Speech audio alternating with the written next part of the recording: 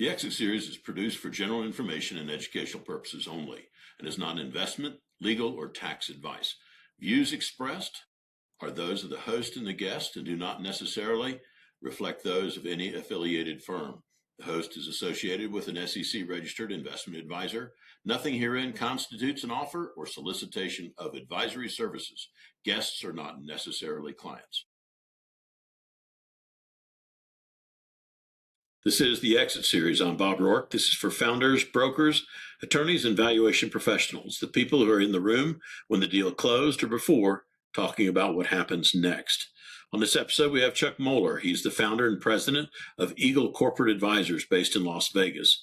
Chuck holds 6 credentials: CPA, CGMA, CEPA, CVGA, CM and AA, and CVA, all built from a CPA foundation. He spent over 30 years working with privately held businesses on value, growth, exit planning, and M&A. He's an author of The Unlocking the Door to Freedom, A Proven Path to Real Business Value and a Clearer Future. Chuck, welcome. Tell us a bit about your firm and who you serve. Thank you, Bob. Eagle Corporate Advisors works with lower middle market companies and their founders, owners, in primarily preparing them for that exit or transition. Usually there's a gap that they have in the value of their business in preparing it before that exit. So we will work first on the business side, working to prepare or increase the value of the business so they're ready to go to market. And secondly, work with them individually on their personal side to be ready for that transition and transaction when they elect to go through that. And Chuck, you have an interesting past, and for the folks out there, get a copy of the book. It'll walk you through some of the work you did as a very young man in the family. But how did you end up doing this work? You started a CPA, an accounting foundation. How did you get from accounting to exit planning and the current services? What was that sequence? What drove it? Started off with the CPA. My dad, my uncle, other family members were in the CPA world, so started there as a foundation and used that basically as a stepping stone, similar to going through high school. Tried not to stay in the traditional CPA role for very long. Before long, I was dealing in a lot of transactional work, lending, land development, private money type stuff, getting funds from private investors, individuals, accounting clients who had money to invest, and putting them with borrowers, developers, and other business owners that needed funds. So dealt with a lot of what I refer to as transactional work. However, in that process, I was doing a lot of advisory with the clients that were loaning the money, and how did they come up with resources, and how do they keep investing more outside of their business. On the other side, with the borrowers, developers, was doing a lot of advisory work with them on how to use the money and how to pay it back. So over time, that advisory world became what I enjoyed more of, and that relationship-based work, and really getting to know what it is people wanted and needed and where I could guide them. From there, and what I was working with people on their transitions, came across the Exit Planning Institute and their SEPA designation. So that's when I moved into more of the designations away from the traditional compliant CPA type work into the exit planning. From there, dove deeper into the CVGA, or the Certified Value Growth Advisor, to actually improve that value rather than just leave it stagnant and see what other people were teaching and learning on that. Then it rolled into, okay, now let's be more prepared for the transaction, and that was the CMAA, or the Certified Merger and Acquisition Advisor designation, to help round that out. And the last one of those was the Certified Valuation Analyst, and that was having an idea of what I was doing to help people exit, what I was doing to help people understand the transaction, and if I'm trying to help them build value and be ready for that, was then, okay, how are the actual valuation specialists calculating value, both quantitatively and qualitatively, rather than just looking at the report, how are they generating that report and what's going into that, so that then I could help reverse engineer and build the companies to build value to match what they wanted coming out of your traditional valuation report. So that was kind of the life cycle of moving through different platforms of education to ensure that I could be well-rounded in helping these business owners be prepared for their exit and the life beyond. With all of that and the continuing education that comes along with all of that, I suspect, was there one that you thought was pivotal in pointing you more toward what you're doing now than another in all that designation? All those, naturally, the CPA gives you a very strong foundation and base to work from, and all the rest just kind of piggyback on that. But since that CPA one, probably of the others, that is the one I rely on more and hitch more to, and that aligns with what I'm primarily doing and enjoy doing, is that Certified Value Growth Advisor, that CVGA one, where it's okay, here's how we're going to dive in and implement the work to actually take business owners from A to Z. And in the previous role where you were doing a lot of transaction work, raising money, finding investors and finding the folks and so on, how do you think that makes you different when you come to talk to that business owner, having done that already? I have been through millions or hundreds of $1 million of transactions, in that case, mostly real estate based or development based. But to understand the dollars, what happens with a closing and escrow, what people are doing on due diligence, because I was doing the due diligence in those transactions. So it kind of gives me a different perspective. In most businesses deal with real estate in some fashion, and a lot of people don't have that real estate background that they're working with people on. So that gives me a different perspective than a lot of people, and that due diligence aspect of dealing with loan transactions, to then say the significance or the importance of looking out for the items that could create risks or problems there. So that early part of my career, I think, plays in that most people don't have, that I would say rounds me out differently than someone else. When you take on a new client at Eagle Corporate Advisors, what's the first thing that you assess that maybe is not necessarily on any particular checklist? It's going to be an answer that may surprise you and others, but the first thing that I'm looking for is humble, teachable, and focused. Are they humble enough, teachable enough, and focused enough to actually are humble, teachable, and focused? Are they in a position where they've hit the wall a few times and realize that they can't do it all themselves, and that they need to bring in outside professional help, and that they're not running all over in too many different directions, that we can actually focus and make progress? So done it long enough that I've realized that if I don't believe someone fits into those criteria and that they stay within those criteria, I'm wasting my time and they're wasting their time. So it's an area that most people don't think of and look, but it's like, okay, are we going to do this or not? Coachable matters for sure. I think about that, and if they want to argue every step of the way, you go, we're just not a match. Correct. Yeah. And I don't know it all, and they don't know it all. We've all got strengths and weaknesses, but it's a collaborative effort. But if we're not going to be in tune with each other on what the goal is, then it's make progress. Well, it's already a hard job.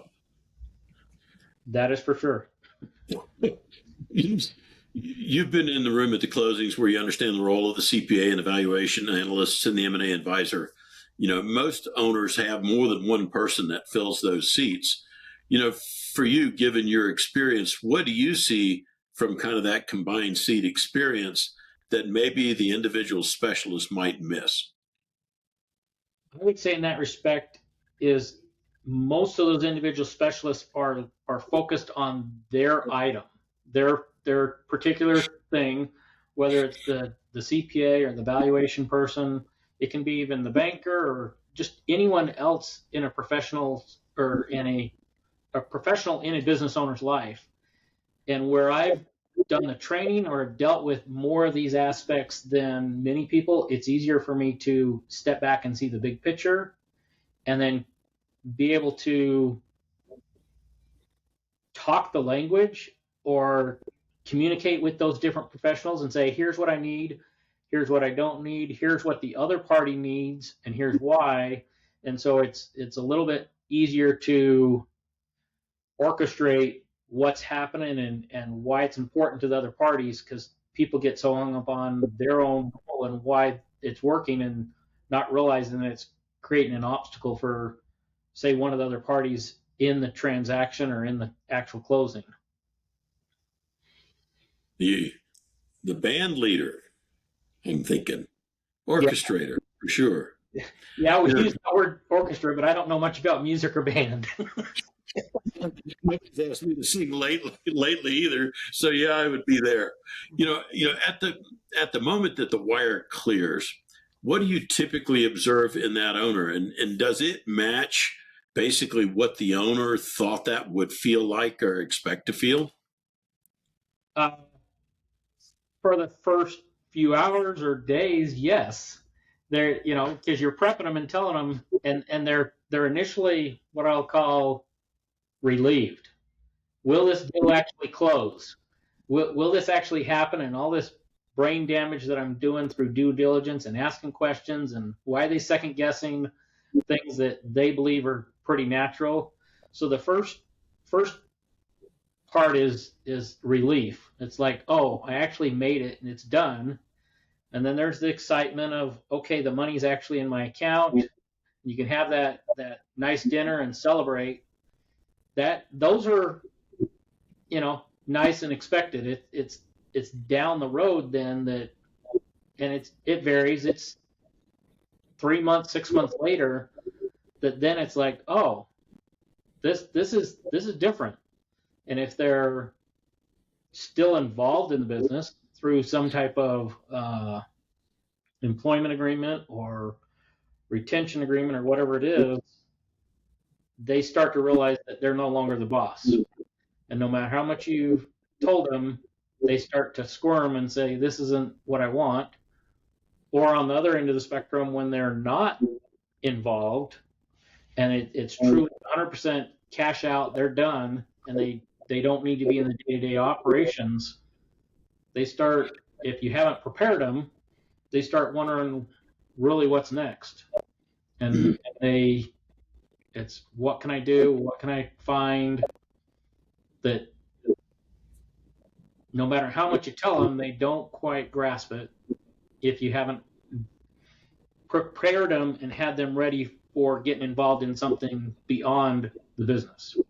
If they're prepared and running towards something, and they've had the freedom to just let the business go and have stepped away from the business pre-transaction, it flows so much better, and they actually enjoy that. Yeah, I always think so. You kind of got to train up for that. What are you going to do next? Train up a little bit, get ready. Yeah. No, it can't be a flip of the switch. There's a mental and a physical aspect of moving on before the wire hits. Yeah. Apologies. Well, I thought I had that taken care of. All right. Walk me through how you think about the relationship between what the business is worth today, what the owner's wealth looks like currently outside the business, and then what they want the future to be. How do those things interact with you and how you advise and in your practice?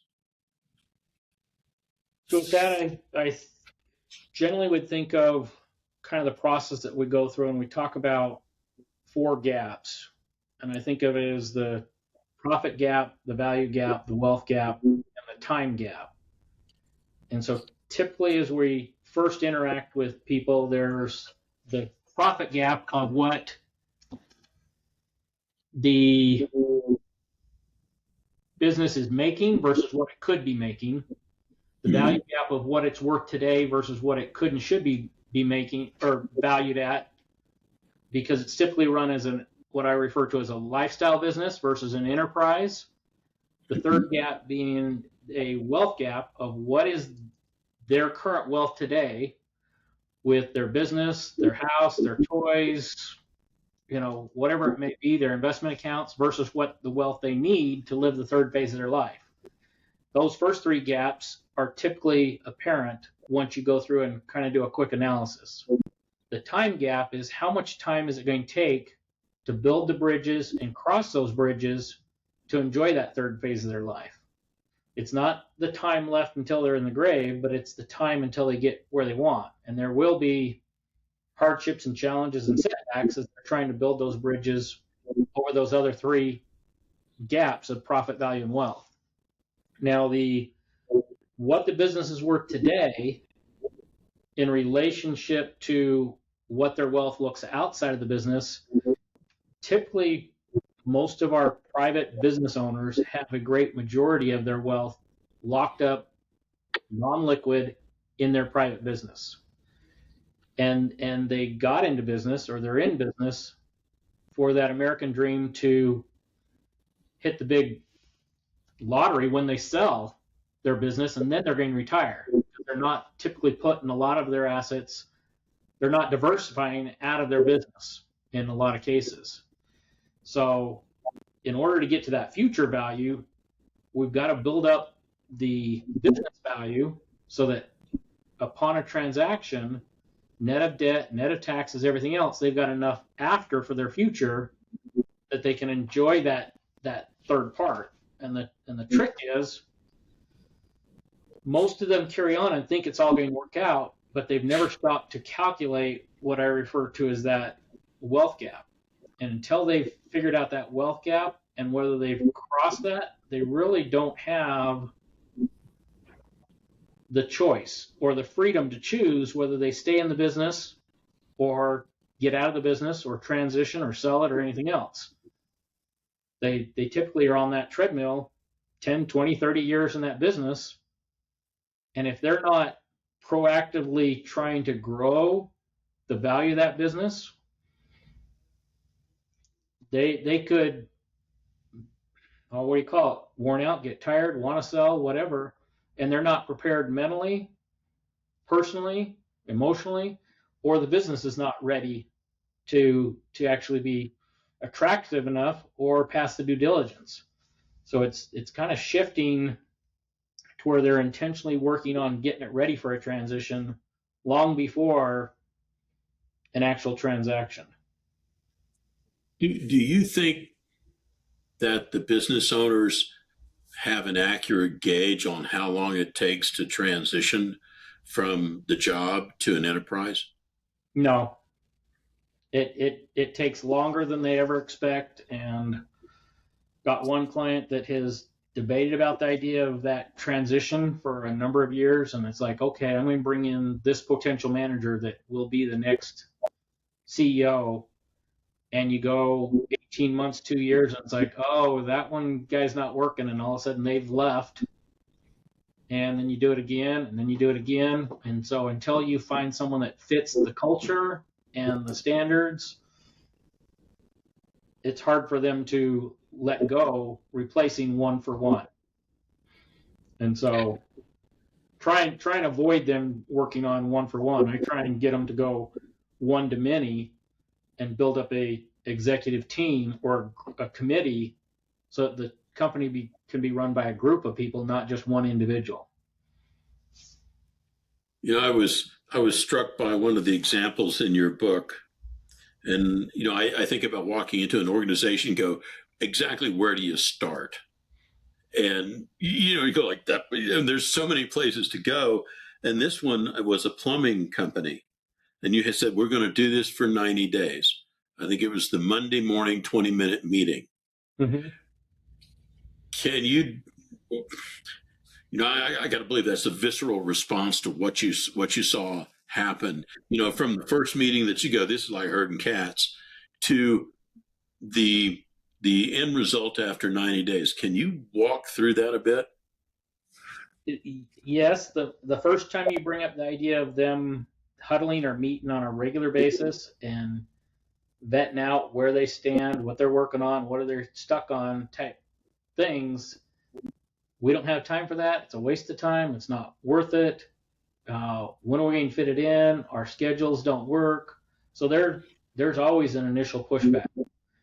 And if you can just push them hard enough, long enough, that eventually they start doing it, and it all comes from them saying, I keep getting interrupted, and everyone's there, and helping them get into a cycle of, if they can have a touch point once every 24 hours with the people, make their short list of what their interactions are, what their questions are of that other party, so that when they have their next little visit, here's the items that I need to visit on, and they're not interrupting them all day long. So I was meeting with a client or a client of an associate this last week, and one of the employees kept complaining, is like, I can't get anything done because there's, we'll call it 4 or 5 other leaders that are always coming to him for different challenges or problems, not to mention what I'll refer to as the line employees.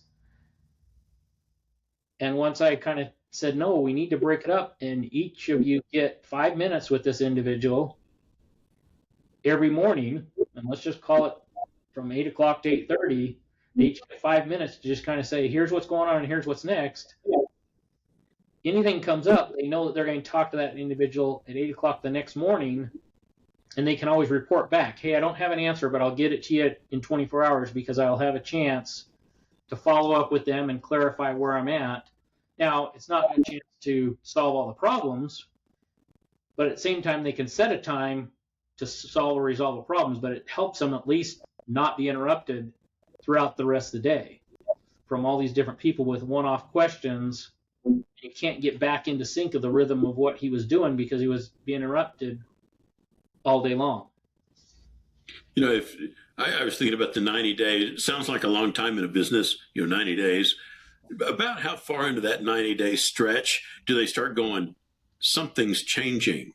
About how long does that usually take?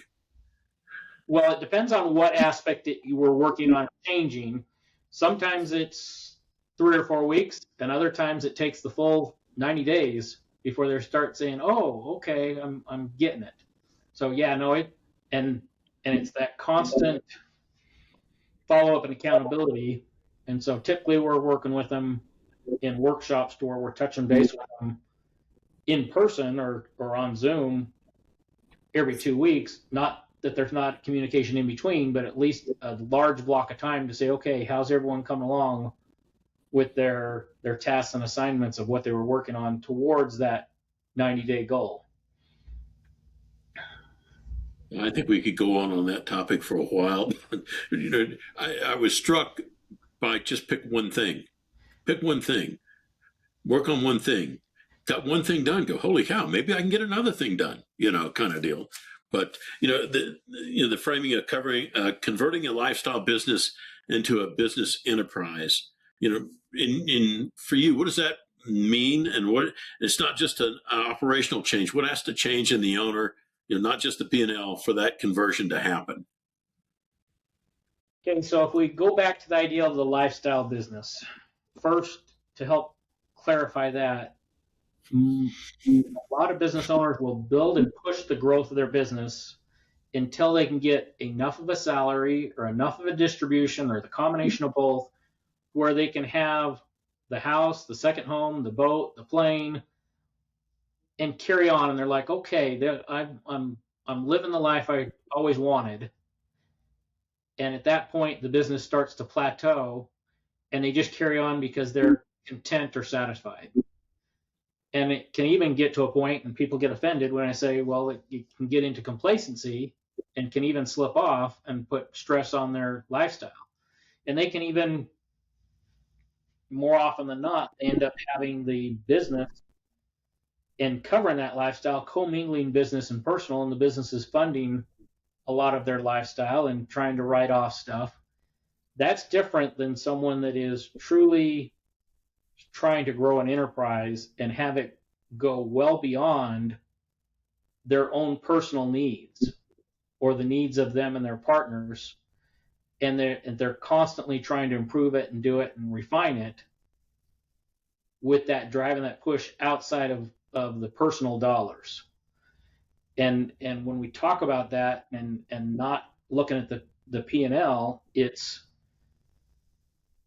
comes down to a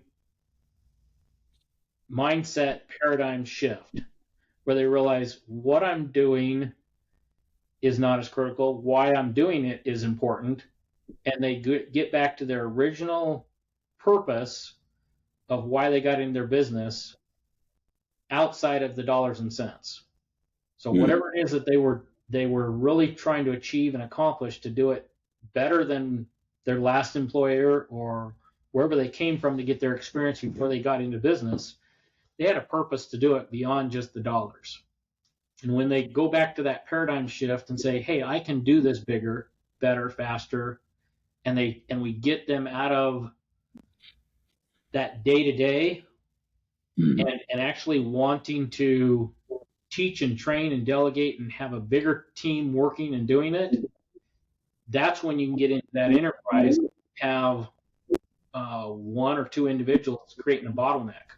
So if they can see that, hey, I am creating a bottleneck and I can get it passed out and have a lot more leverage on what's being accomplished, it's that paradigm shift and that mindset shift is the biggest trigger and that conversion to go from the lifestyle to the business enterprise. They've got to want it before they can actually do it. Well, that makes sense. Can't give it to them. That's right. You can show them how to do it once they're ready for it. But until you get them to see that, and I mean, you can go to the idea of, and I mentioned it in the book, a ball hog with a young kids playing basketball. You get the one person that's always got to take the shot and always run around with the ball. That's not effective. When you can use the whole team, now you can become effective and win. And so sometimes it's helping them just with that simple analogy of not being a ball hog, that they can say, oh, this can be bigger, better, faster than what it is, that they open up for it really turning into an enterprise. You've been described as providing life-saving support. Give me, what's an example of a situation where you were called into a business and basically the life-saving word actually fit? What was broken? What'd you do? I guess what some people call life-saving and what I call life-saving are two different things. So yeah, to me, it may not have been that big a deal, and it's an everyday occurrence because you see it. But to them, it was refreshing new change or life to them. And I think a lot of it is, I would say, the point that being able to listen and just sit there and fill that empty chair that's sitting across from their desk and hear what their personal challenges and trials are, either personally or professionally, in being able to work through that. Too often, business owners have all these professionals around them. They have all these employees and staff around them.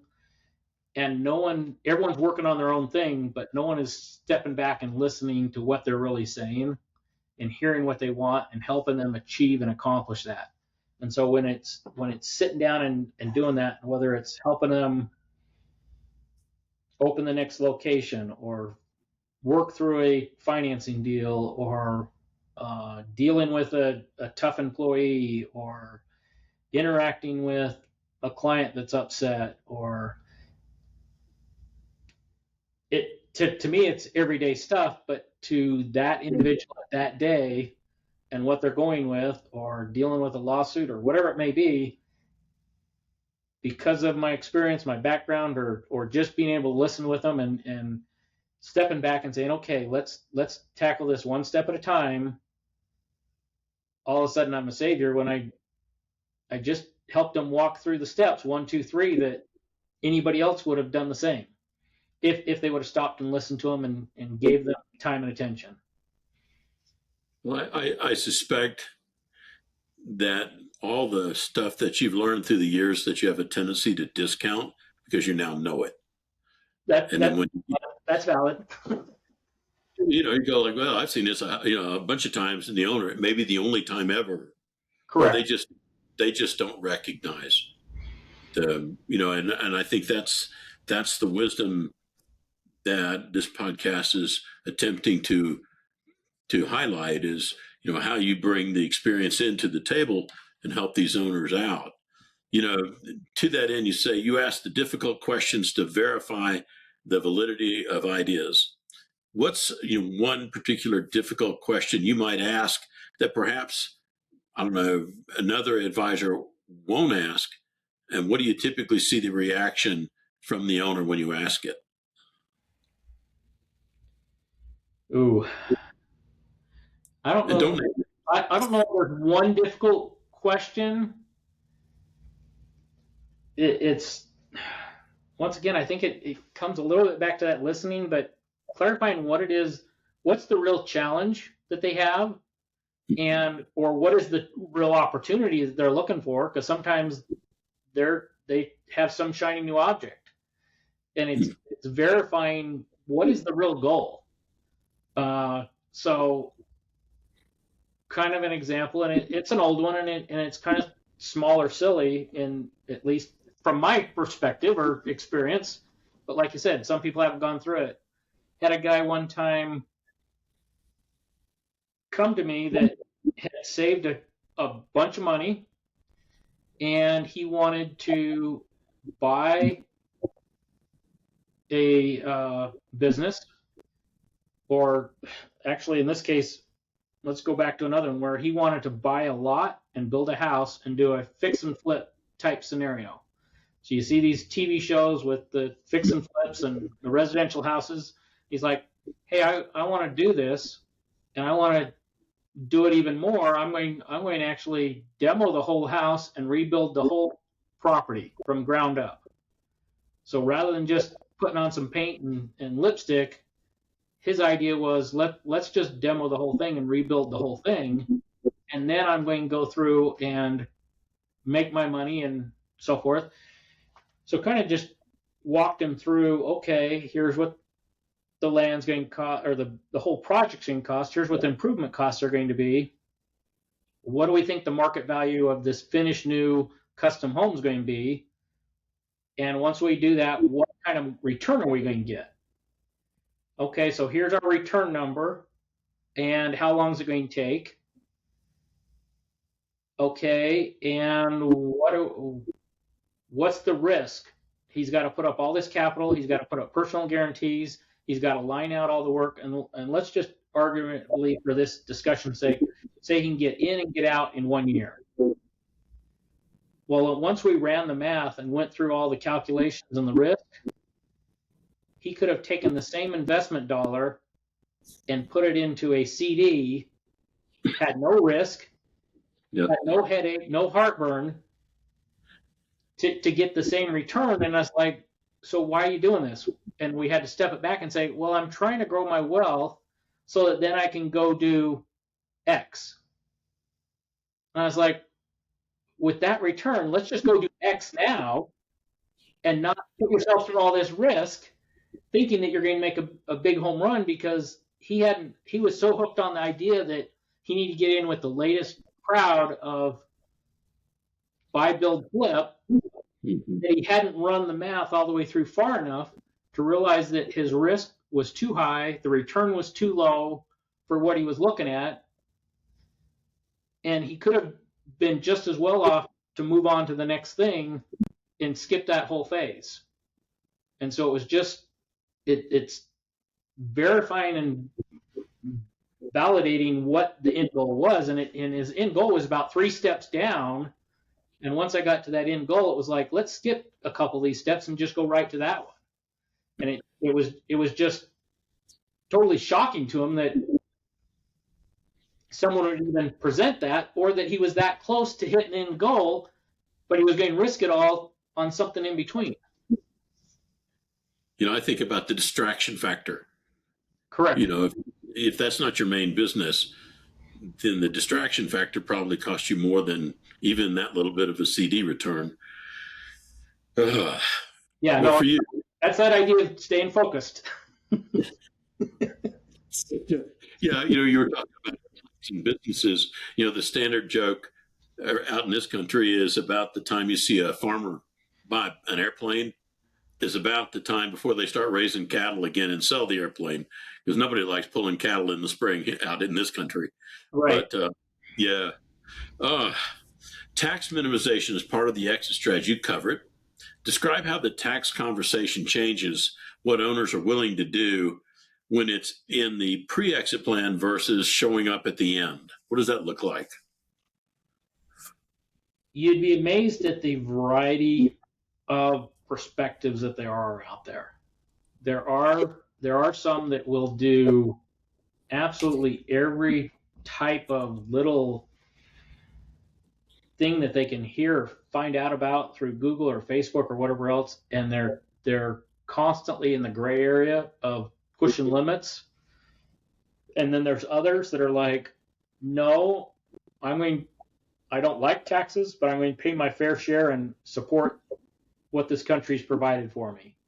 So there are some that it's like it's not worth the paperwork, the brain damage, the effort, because they're trying to get every nickel and dime, and they're wasting more energy and professional fees than what they're going to get out of their tax savings.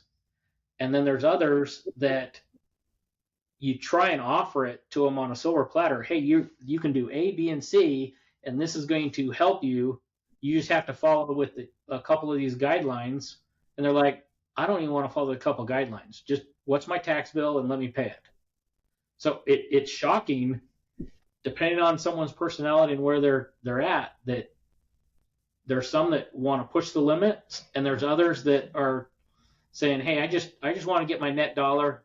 I want Uncle Sam out of my life, and I don't want to do any type of deferral, rollover, extra strategy, pre-planning. So the spectrum is wider than most people think, and you first got to find out where they're at on that bandwidth, and then you start applying stuff, whether you're getting into charitable deductions or trusts or gifting or discounting. So there's different ones, and I don't want to rattle off different tax codes, from depending on the entities and stuff, but there are options there. It's just you first got to find out where their comfort level is in pushing the limits or staying away from the line altogether. I think that probably has something to do with whether they've ever been audited before. True. Might. that, Well, that that usually erases some part of the dark gray area. no, I mean I've got one right now. I'm working on a transaction that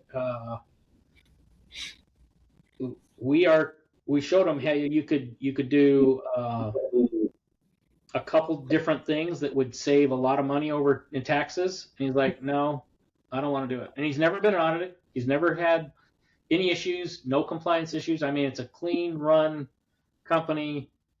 And he's just like, I don't want to ever be looking over my back and questioning whether I did something right. Mm-hmm. And I don't want to wait for the down the road step up in basis or anything that's going to happen if I live long enough to my kids to get it. I've built up my wealth.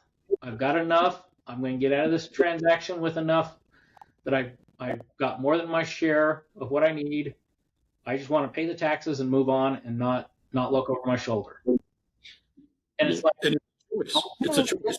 It's your choice. I'm just here to guide you. Talk to me about the owner that came to you and had a lifestyle business, and it got to be an enterprise. What changed in them and not just the financials? What did you observe? That was, say on that one, I would say that was the one where the first time that I had to hit the owner over the head with that ball hog analogy. He would not let anything happen without him cross-checking it, double-checking it, going out after and redoing work. And he was frustrating everyone else in the company because he was always in the way. And once I got him to drop the ball, let the team pick it up, and start running with it, that company has turned, let's see, revenue have grown probably 15 times in the last 5 to 8 years. Mm-hmm. So, and employee count, has gone. We're over 100 employees now, when back then he only had 15 or 20. Mm-hmm. And so just turned it into a totally different operation once I was able to get him to not worry about his lifestyle and what he was doing, and to actually focus on helping everyone else grow and advance in the company, that the company has just taken off. You would think that would be a simple recognition. Well, It's not. it's not, because when a business gets started off and in those first years, and you're only in the first few millions of revenue, you've got your hand on who the employees are, who all the customers are, what's going on, whatever it is, and you're afraid that if you don't do it yourself, or you don't have real close hands on it, that it's going to fall apart. And Yeah. it's once you can really train and delegate and hold other people accountable, and you can leverage it, and now you're dealing with 100 people instead of 10 people, that's life changing. On the other side of the coin, obviously without naming anybody, an owner where the conversion didn't happen, the numbers were right, plan was there, but the enterprise didn't happen. Are there early signs that you typically see? The one that I'm thinking is lack of focus. Too many shiny objects, too many other things, numbers there, team there, everyone wanted to grow forward, but it was internal conflict of which way we're going, left or right, and not being focused on actually moving forward. And enterprise never took off, never grasped it, and within 6 months, I was saying, we are done with this engagement, and let them go. Yeah. It just, if you're not going to grab hold of it and do it, it wasn't worth the time to keep trying to push something that they ultimately didn't want. They liked the idea, they just weren't focused enough to keep moving forward. So it's and they had plenty of revenue, plenty of cash flow, plenty of activity. Recently, new financing, everything. So it wasn't that they didn't have the resources; they just couldn't stay focused enough to push forward. Yeah. You wrote Unlocking the Door to Freedom, a proven path to real business value and a clearer future. The title tells me a lot about how you think. What's the door, and what does that freedom actually look like to the owners you work with? The idea with Unlocking the Door to Freedom is based on the idea that, what do you call it? Think of a business owner building their business one brick at a time, like a house, and they're building it up, and they're just constantly building it up and around and so forth, similar to painting themselves in a corner, and they build it up and they forget to even install a door. So they have no way to get out of this structure that they built, and they too often get trapped in the business or in this house. And the idea is helping them figure out where the doorway is and where that door is, and unlocking the door. We can crack it open, and now we got a door open of options of, they've built up the value, they've built up the wealth, and now it's their choice. they now have that freedom of choice of whether they want to walk through the threshold. I'm not going to tell them that it's time to sell or it's time to pass it down to Johnny and Sally or whatever it is. It's, hey, let's build it up to where there's a functioning operating thing, and whether it becomes a legacy business or something that gets passed off and sold off to private equity or whatever the case may be, it's what do you have an option and how do we help create that option, and then you then have the freedom to choose what happens. So that's kind of the mindset of the unlocking the door to freedom and what that door is, and how we work with owners both in the business and personally to be prepared for that transition. You've built Eagle Corporate Advisors to cover value growth, exit planning, and assist with M&A under one roof. What does that firm look like in 5 years if it works the way you want it to? It's larger. I'm trying to bring on more advisors. I'm trying to bring on more clients. Gets to a point to where I've got the freedom to walk out the door myself 10 years down the road. Not ready for that yet or not interested in that because I'm enjoying what I'm doing, but I want to be able to expand what I'm doing in such a way that there's people that have the knowledge and can use what I've learned in more of a repeatable, methodical way so that we can unlock a lot more doors than just the few that I can handle myself or with the small team that I've got now. Eating your own cooking. That's right. No, and that's where I get in trouble with current clients is you're always traveling and gone and playing, Chuck. And I was like, well, someone's got to set the example for you so that you know how to get out and enjoy your life. So that's why I can keep doing it, is because I'm out of town at least twice a month, and I play a lot more than a lot of people, and that's just because of that enjoying what I'm doing and that balance, and I use the excuse that I got to set the example for the clients of how to run towards something else and not always be on the treadmill. You know, when you're out on an adventure, do you think that makes you better when you come back? Oh, by far. Just the freedom and the clarity of mind and what I'm doing and the excitement and the drive to go back and do it again, whether it's a different activity or do something else. It's, yeah, you don't want to get trapped in the daily routine too much in the grind, especially when you're getting to a point in your life that you want to be across that bridge and enjoy your family, your friends, your service, whatever it is that you like to dedicate your time to.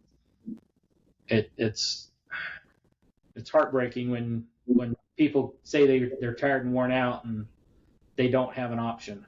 They don't have the choice to be able to move on. You know, the thing I often think about is the intellectual property that you've earned through time between your ears, right?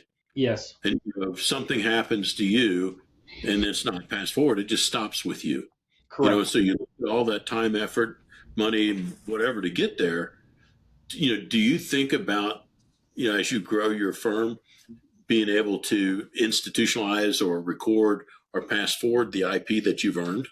Oh yeah, no, and have definitely been working on that. I've had my oldest son working with me now for 5.5 years, Mm-hmm. and he does outstanding with working with clients. And there's clients that are like, here, let us do it. If Chuck wants to show up to a quarterly meeting, then great. And so, yeah, and everything from the book, you know, that's starting to get it on paper to start sharing it with other people. And so, yeah, no, we spend a lot of effort documenting stuff, following through, trying to create stuff to where we've got, what do you call it, canned educational material, presentations that it's easy to then walk other advisors through so that they can start teaching it the same way and understand why and how, so that it doesn't all die with me. Yeah. You know, for someone, if they're listening, they've got a privately held business in the Las Vegas area or frankly, anywhere, and they've been running it for lifestyle too long, and it has the value gap, or at least they might recognize that it does, where do they find you? How do they reach out to you, Chuck? Probably the easiest is the website, eaglecorporateadvisors.com.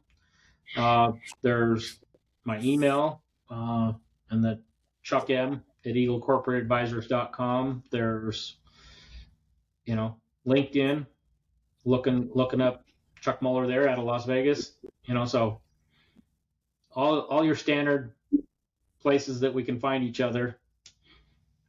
And a shameless plug. Pulling up the book.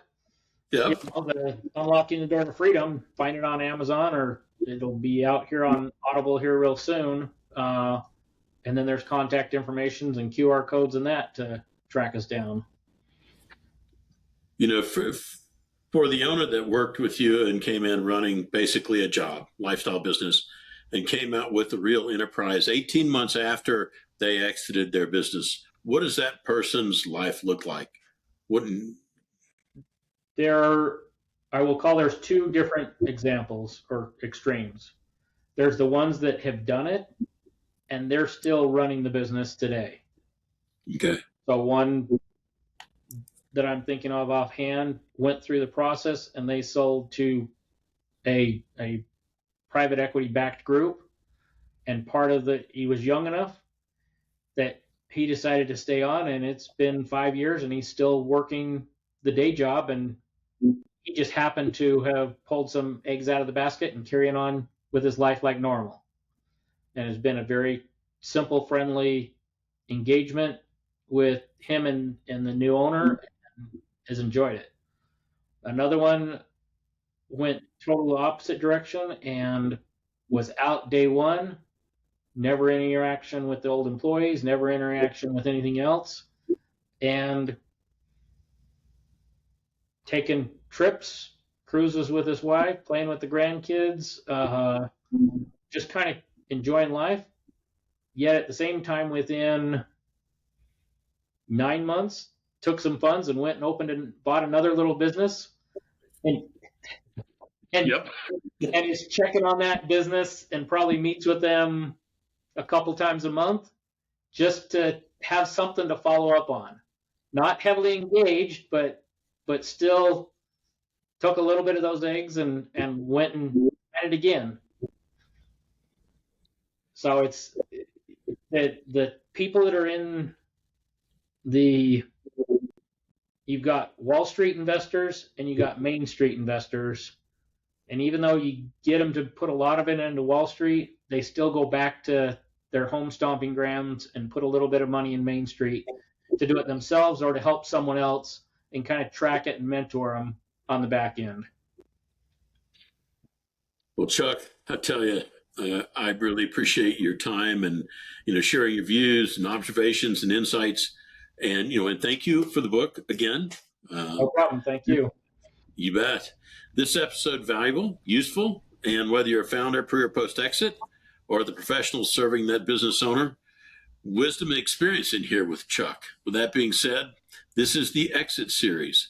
If you know of a founder or sold or is about to, or a broker, an attorney, or a value accelerator who's been across the table at the closing or about to be, send them this episode and subscribe wherever you listen, and we'll see you next time. Chuck, take care. Thank you.